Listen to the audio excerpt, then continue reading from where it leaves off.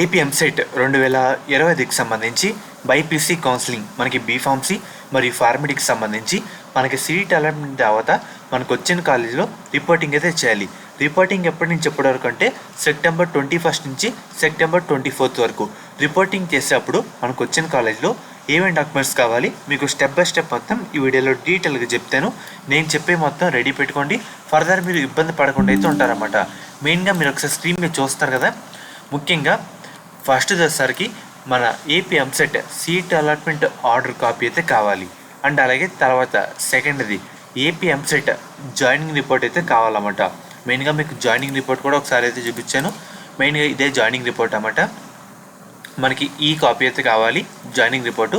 And అలాగే seat allotment order అయితే copy అయితే ఈ విధంగా అయితే ఉంటుందన్నమాట. ఇది కూడా మనకి కావాల్సి ఉంటుంది. అండ్ అలాగే దీని తర్వాత మన ఏపీ ఎంసెట్ హాల్ టికెట్ అయితే కావాలి. దాని తర్వాత ఏపీ ఎంసెట్ ర్యాంక్ కార్డ్ అయితే కావాలి.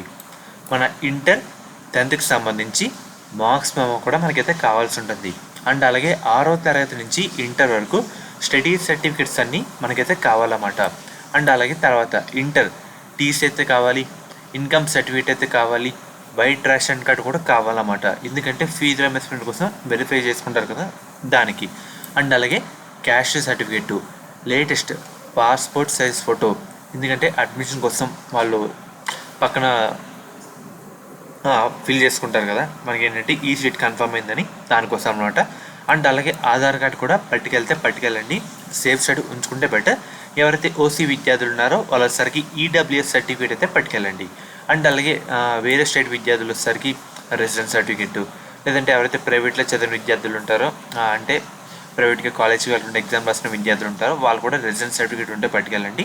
ఎవరైతే క్యాప్, ఎన్సీసీ, గేమ్స్, స్పోర్ట్స్ వాళ్ళు ఉంటారో స్పెషల్ కేటగిరీ సర్టిఫికేట్లు, లోకల్ స్టేటస్ సర్టిఫికేట్ ఉంటే అది పట్టుకెళ్ళండి అన్నమాట. మెయిన్గా ఇవన్నీ రెడీ పెట్టుకోండి. ఏ ఒకటి లేకపోయినా చాలా ఇబ్బంది అయితే పడతారన్నమాట. ఇవే అన్నమాట మన ఏపీ ఎంసెట్ రిపోర్టింగ్ డాక్యుమెంట్స్ అయితే.